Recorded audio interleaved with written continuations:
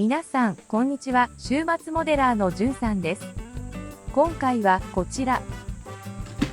青島の最新キットシリーズ。24分の1スケールスナップカーシリーズ第1弾。スカイライン 2000GTR。接着剤なしで作ることができるスナップフィット式のキットです。私は去年のホビーショーから発売を楽しみにしていました。今回は先輩にあたる32分の1スナップキットシリーズのスカイライン 2000GTR と同時に制作して2つのキットの特性を比較しながらキットのレビューをやってみたいと思います。早速開封していきましょう。箱のサイズはモデルカーシリーズと同じくらいですね。とりあえず中身を出していきます。最初はボディ。今回作るのは赤いやつです。3倍早いかな。窓のクリアパーツ。続いてメッキパーツのランナー。ゴムタイヤとポリキャップも入っています。次はシャシーと内装、あとはライト類のクリアパーツです。シートが別パーツになっていますね。ホイールやステアリング機構、ボンネットのパーツが入っている袋です。ボンネットが別パーツ、ブレーキキャリパーも分割されてますね。どのように組み立てるのか楽しみです。説明書。カラー印刷で冊子型のスタイルです。初回特典ですが、展示台のペーパークラフトが入っています。面白そう。最後にシールとデカール。デカールが入っているところは32分1スナップキットシリーズとの大きな違いですね。中身はこれで全部です。32分の1スナップキットのスカイラインも開封していきましょう。スナップキットシリーズは今や青島を代表する大人気シリーズになっています。こちらも中身を並べてみます。ボディ。サイズは小さいですが細部までしっかり再現されています。プラの色は32分の1の方が艶があるように感じます。内装、シャシー、タイヤ。この構成はもはや伝統的なスタイルと言えますね。メッキパーツ。フロントグリル、バンパー、テールランプの枠です。ウィンドウとランプ類のクリアパーツ。これはホイールカバーですね。シールと説明書。ラクプラはシールが全然楽じゃないんですよね。中身はこれで全部です。それでは製作を始めていきましょう。24分の1スナップカーは足回りから作る手順になっています。32分の1スナップキットの方は伝統のボディのシール貼りからです。2つを並行して製作するので順序は24分の1スナップカーの方に合わせて足回り、シャシー、内装、ボディの順番に製作していこうと思います。それではいよいよ製作開始です。最初はフロントブレーキとステアリング機構部分からです。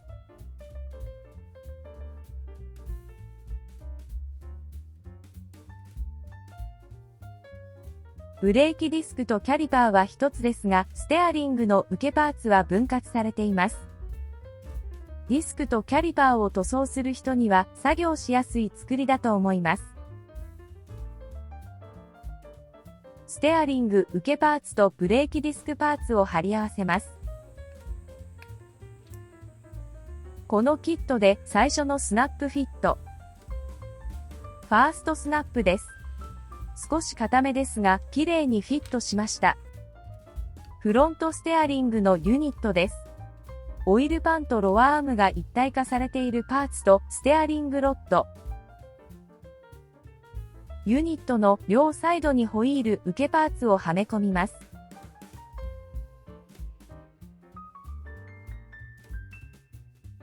ホイール受けパーツにステアリングロッドを接続します。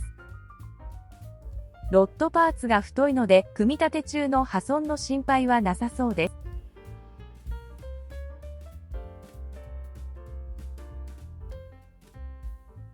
このようにステアリングが切れる機構となっています。フロントステアリングユニットはポリキャップを使ってボディに取り付けます。車高を2パターンに組み替えることができるのですが、その時にフロントステアリングユニットの高さを変えられるようにポリキャップで着脱可能にしてあるのです。説明書ではボディ側にポリキャップを入れるように書いてありますが、ポリキャップが入りづらいのでパーツ側につけておいてもいいかもしれません。このようにステアリングユニットをボディに組み込んでいきます。車高を変えたいときは一旦取り外してスペーサーを取り外し、ポリキャップを付け替えてもう一度ボディに組み込むだけです。フロントステアリングユニットはこれで完了です。続いてリアのシャフト組み込みを行います。リアもブレーキディスクパーツを用意しておきます。リアはユニット型ではなくシャフトを1本通すシンプルなスタイルです。リアのブレーキディスク受けパーツにはこのような爪があります。ボディ側には同じくらいの幅の溝があります。この溝をガイドに爪をセットすることで車高調整時にも軸がずれない構造になっています。ここに軸を通します。通常の車高の場合は下の方に通します。車高を下げる場合は上の方に通します。この方式は32分の1ラクプラと同じですね。そしてこの軸にホイール受けパーツを取り付けます。先ほどの爪を溝にしっかり合わせて差し込みます。このようにシャシーにぴったり組み込まれました。これで前後ともホイール受けパーツの準備は完了です。ではホイールを取り付けていきましょ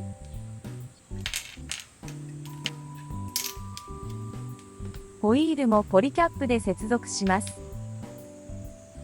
タイヤはゴム製です。これも32分の1スナップキットとの大きな違いです。ホイールとタイヤを並べてみます。取り付けます。バッチリですね。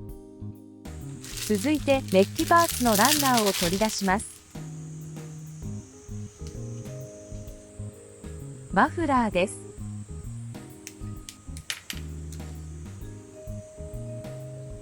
マフラーパーツの真横にゲート跡が残ってしまうのですが、取り付け位置がくぼんでいるので、ゲート跡がちょうどくぼみの影に隠れて跡が全く見えなくなります。これもすごく親切な設計だと思います。ホイールにポリキャップを入れて取り付け準備。4本ともセット完了。モデルカーシリーズなどでは意外とこのホイール取り付けが難所だったりしますよね。角度が違ったり高さが違ったりして4輪がうまく設置しないなんて経験ありますよね。でもスナップカーは非常に簡単で正確に取り付けができます。では続いて32分の1スナップカーのシャシーを作ります。非常にシンプルな作りですね。ホイールとタイヤが一体になっていて、前後ともシャフトで接続します。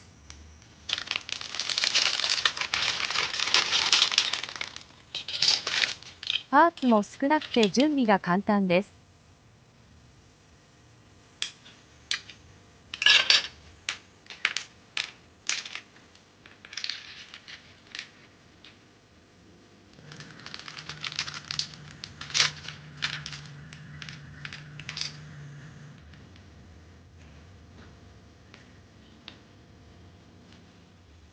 シャフトを通す位置で車高を変えられます。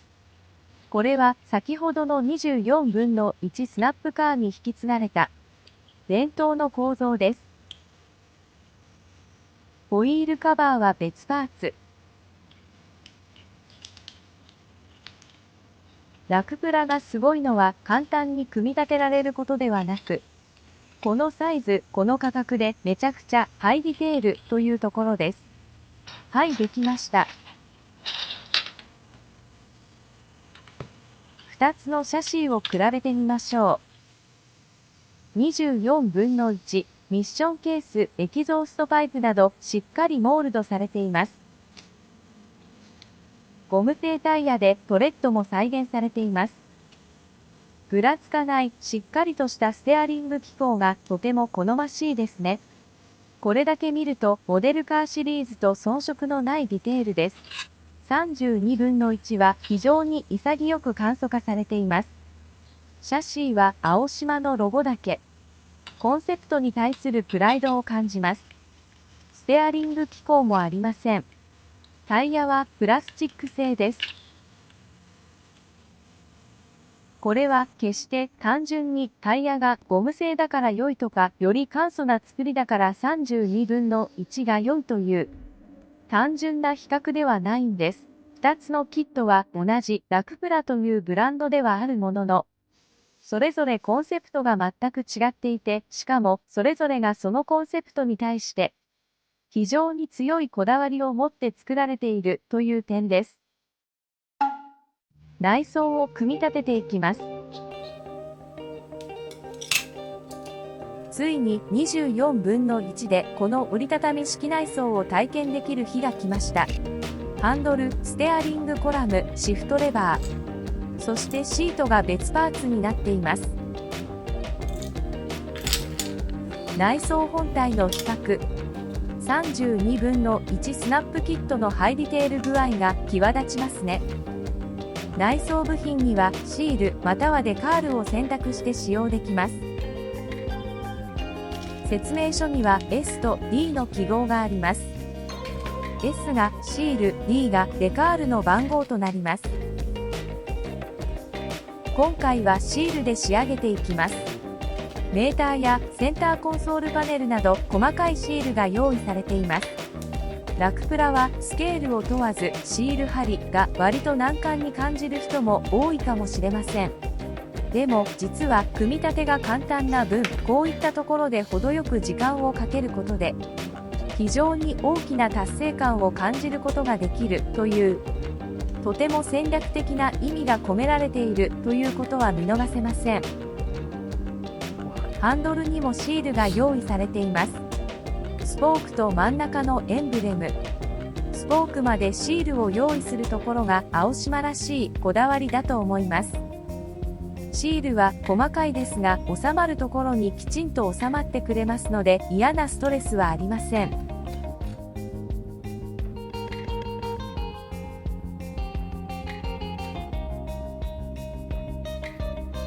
中央のエンブレムも貼っておきます。塗装するもよし、シール仕上げにするもよし。あとはステアリングコラムに接続して準備完了。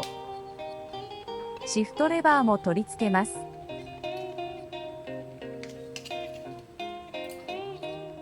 ステアリングコラムをボードに差し込んで完了です。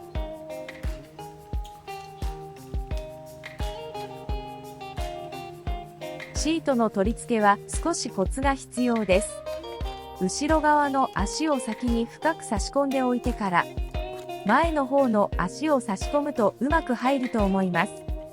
4本同時に差し込もうとすると穴に対して足が垂直になってしまうためうまく入らないようです。1分間もかからずシートの取り付けも完了しました。ひとまずこの状態で置いておき、32分の1の方も準備をしましょう。それでは32分の1の方の内装準備を進めます。シールの数は24分の1とほぼ同じです。メーター一つ一つにも細かくシールが設定されています。シャシーは清々しいほどに簡素化して、内装はモデルカーシリーズレベルの精密なモールドによる再現。そして細かく設定されたシール。この緩急がこのシリーズのコンセプトを象徴しているように感じます。メーターのシールはかなり細かいので、ピンセットは必須ですね。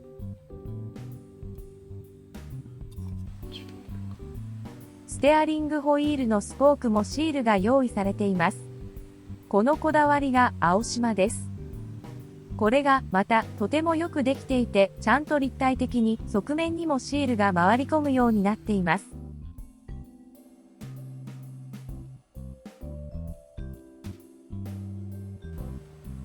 ステアリングコラムを差し込んで、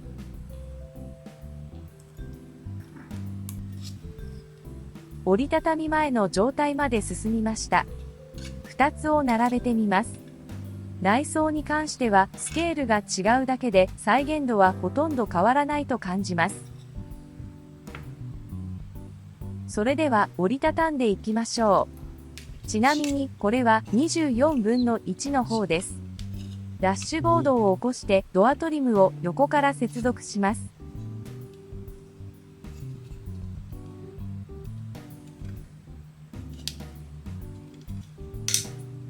カチッとしっかりはめ込まれた音がしましたね。ドアトリムとダッシュボード接続の爪がしっかりしているためです。できた。なるほど。32分の1の方も折りたたんでいきましょう。こちらはダッシュボードの横にラボがあります。内装はあっという間に完成です。32分の1、このスケールでこのディテール。素晴らしいですよね。24分の1。シート背面やペダル部分などは省略されていますが、ダッシュボードやステアリング、ドアトリムの再現度はモデルカーシリーズに引けを取らない作りだと思います。こうして並べてみても、内装に関してはどちらもハイディテールでしっかり満足感があります。出来上がった内装はボーンとシャシーに乗せちゃいます。取り付けのダボが見えにくいので、後ろの方を先に差し込んで、位置を決めてから前を差し込むとうまくいきますよ。32分の1の方もボーンと乗せちゃいます。これでシャシーと内装の組み立て完了です。伝えたいことがたくさんありすぎて、シャシーと内装だけで20分近く経ってしまいました。長くなりすぎたので、前編と後編2回に分けてお送りすることにします。それでは次回後編ボディ製作&完成披露お楽しみに。